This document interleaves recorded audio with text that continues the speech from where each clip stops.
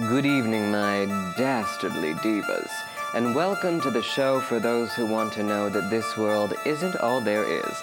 Tonight we'll be diving deep into the uncanny valley with some hair-raising stories sure to make you see double. Make sure you're tucked in tight, because the clock just struck midnight. I'm your ghost, Dean Dream, and this is Midnight Visitor.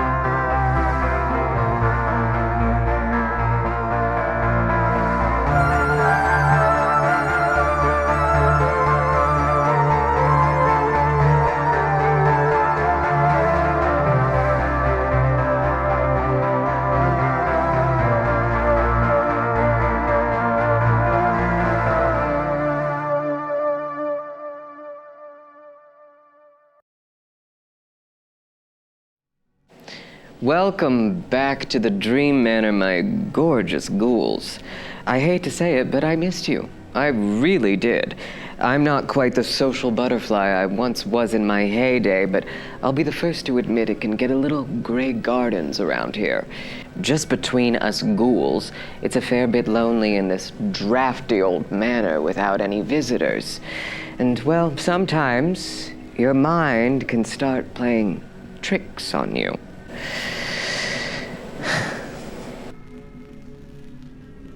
See, I just hallucinated that my co-ghost, Dustin T. Dust, looked exactly like Cary Grant, and we all know there's no resemblance there. Perhaps when he had a little more muscle mass, I could squint and see a whisper of a young Orson Welles, but even that's a bit of a stretch. I will say I much prefer a celebrity look-alike to the kind of doppelganger we usually get around these parts. Some of my favorite examples of the former are Mickey Rourke and a bloated river corpse, myself and a young Laurence Olivier, and Timothy Chalamet and this Italian shoe. See? Fun, harmless, nothing at all like the real doppelgangers. Those horrifying devils that crawl through our mirrors looking to replace us. A doppelganger can even take the form of a dark entity mimicking you or a loved one in an attempt to draw you deeper into the arms of the dark. In some folklore, seeing a doppelganger is said to foreshadow great misfortune in the life of whoever finds their demented double. But lucky for us, there are no doppelgangers here. There are no doppelgangers. Well, I don't like that one bit. Okay, while I figure out what the hell is going on here, let's check in with our paranormal field correspondent, Kenneth Brenda. Thanks, Bean.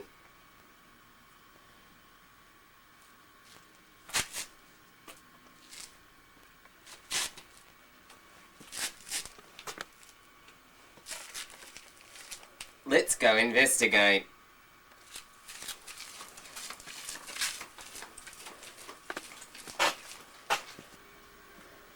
Are you coming? Over here, we have the site of one of the most terrifying hauntings in the entire house.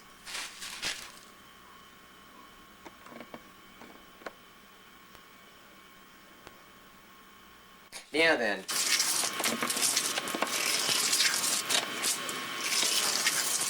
This place has all of the hallmarks of an incredibly haunted home.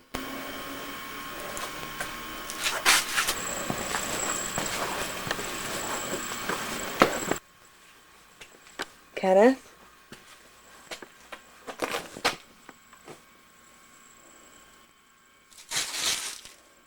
Yes? Let's go inside.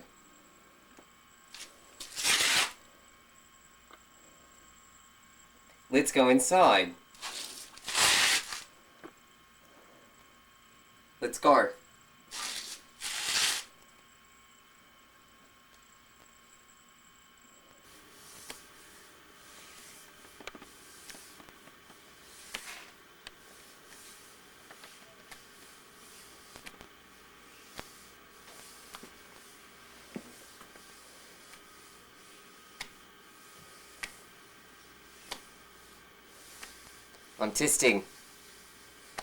I'm testing. The ectoplasm.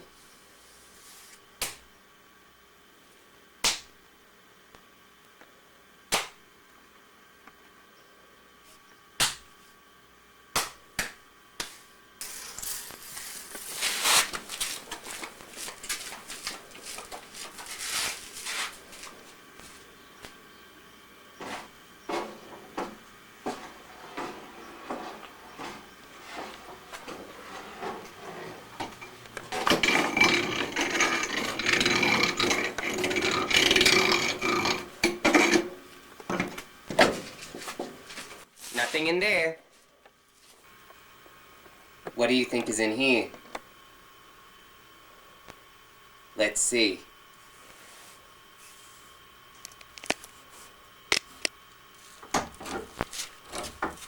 After you. Go ahead. No, it's okay. Come on. I'm good. Come on. Kenneth, I think I'm gonna get out of here. Oh, God. Kenneth? Why? Oh. Yeah, I'm gonna go. What are you doing back there? I'm investigating. Come on. Come on now. Come on, let's go. Don't you want to know why it's so haunted in here? Oh, God. I just want to go home. I'm gonna go. Come on now. Follow me. Follow me. Follow me. Follow me. Follow me. Follow me. Follow me.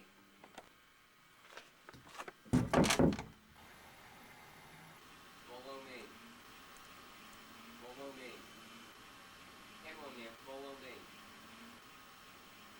Come on. Follow me. Follow me. Follow me.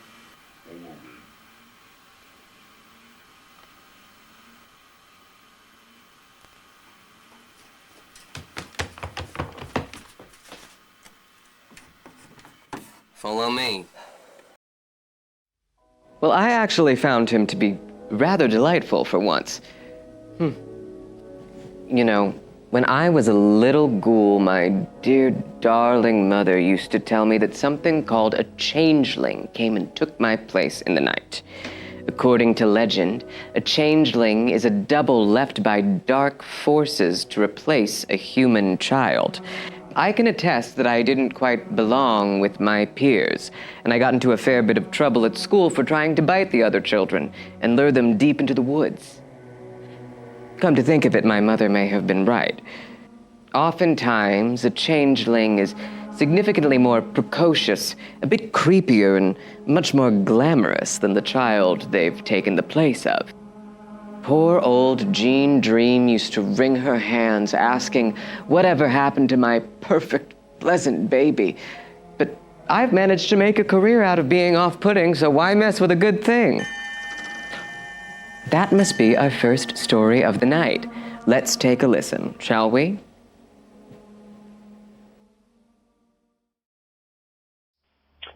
Hey guys, I wanted to call in with my story. So this was probably about 2017, maybe 2018. And I was living in an old, early 20th century house in Brooklyn. And we were kind of doing an art house, show house kind of thing where we'd have these, parties, shows in the basement. This house was old and not really remodeled. Still had the old tin ceilings. There was an open dumbwaiter and, servant stairs in the back. Really kind of the shell of what was a really beautiful house. But, we had shows and the basement would get pretty gross. So, we had a show one night. We were, preparing for one the next night. And I had gone down into the basement to collect beer cans, get things ready. And this basement was the whole length of the house and pretty low ceilings lit by bulbs covered with film and plastic. And I was back probably halfway down the basement. The stairs were towards the front and came down towards the wall, kind of moving away from where I was looking. And I had this roommate. He's got this really unique gait where you could always tell it was him coming up or down the stairs. And pretty loud old house. You could always hear people moving around. At the time, he was also wearing this hoodie every day. So very noticeable person. And, he came down to help me. I'm looking at him, hear him come down first, then see him at the bottom of the stairs. And I, shouted at him down the basement, like, oh, you grabbed it. And he just went back up the stairs. So I needed some help down there, so I went back up to see if I could grab him to come help. And he's just sitting in the living room. So I was like, hey, why'd you come downstairs and not say anything? Certainly not the type of person to not greet you. And he was perplexed by me having seen him downstairs. And I was absolutely certain of it. I'm a bit of a skeptic, so I didn't think much of it. Thought maybe he was fucking with me until, I kind of saw that he was a little bit freaked out by it. That definitely creeped me out.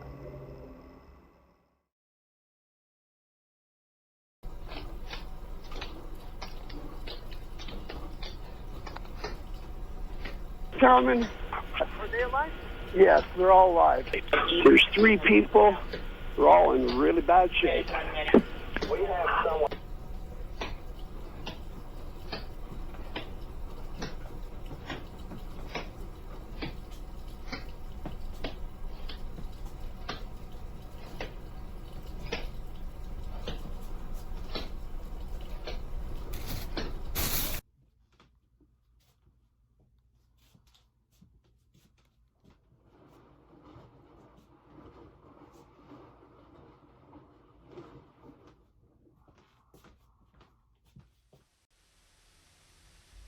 Come to think of it, there is a bit of housekeeping I've been forgetting. Since the last time you came to call, I've decided to hire an extra set of hands to help out around the manor. You see, our pet maggots keep multiplying and you really must keep these things in check, or else risk a rather unpleasant visit from my old friend, Beelzebub. Dustin, needless to say, is none too pleased about the addition, but we all know how much of a diva he can be. Let's bring him out, shall we? Oh, Big Butler.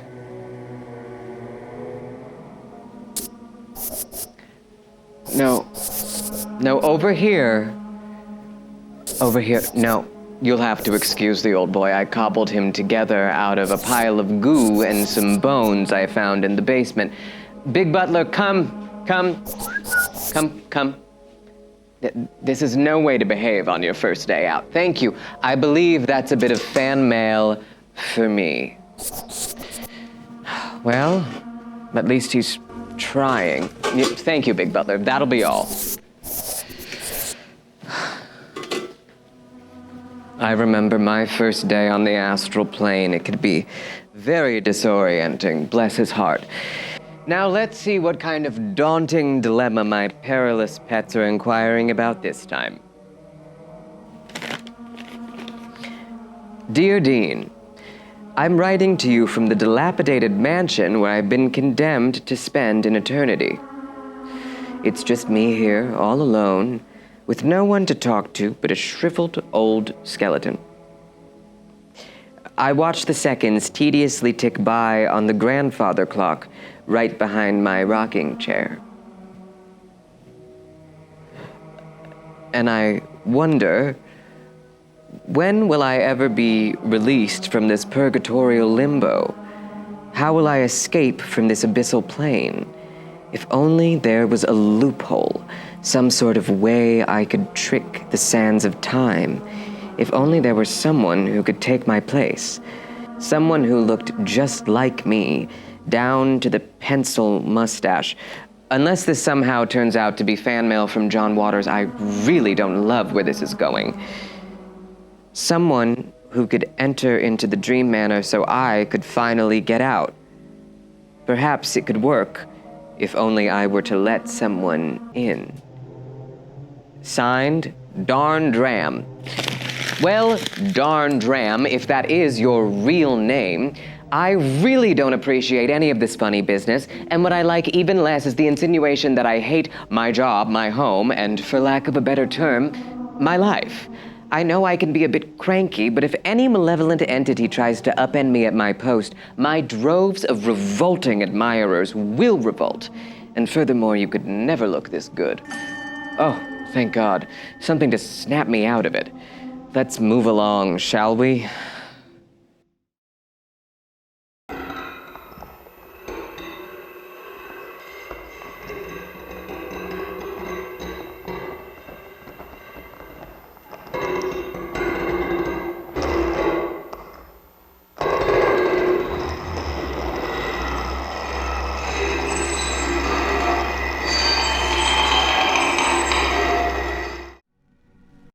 Well, they say imitation is the highest form of flattery. At least that's what I told the lawyers for that X-rated Pee Wee Herman murder mystery dinner theater restaurant chain when they tried to sue me. Speaking of flattery, let's check in with my lovely co-ghost, who of course has never bothered to flatter me a day in his life.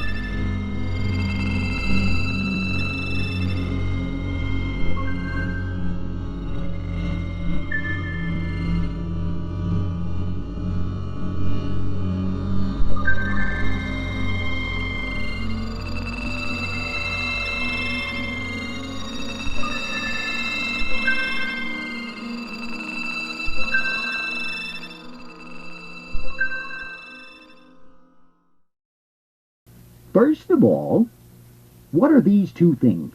That's easy. They're chairs. How do you know they're chairs? Because I can see them.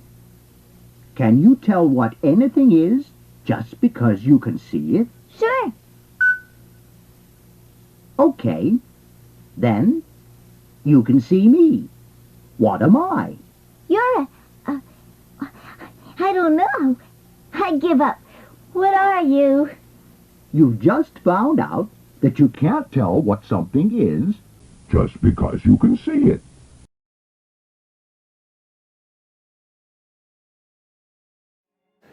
Well, it certainly has been the thrill of an endless lifetime to haunt with you tonight. I hope to continue for several more eons.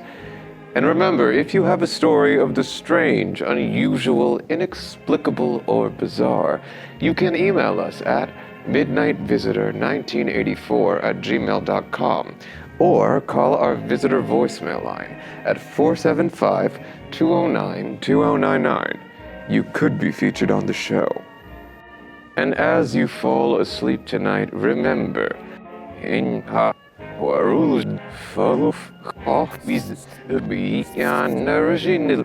until next time, I'll see you in a dream.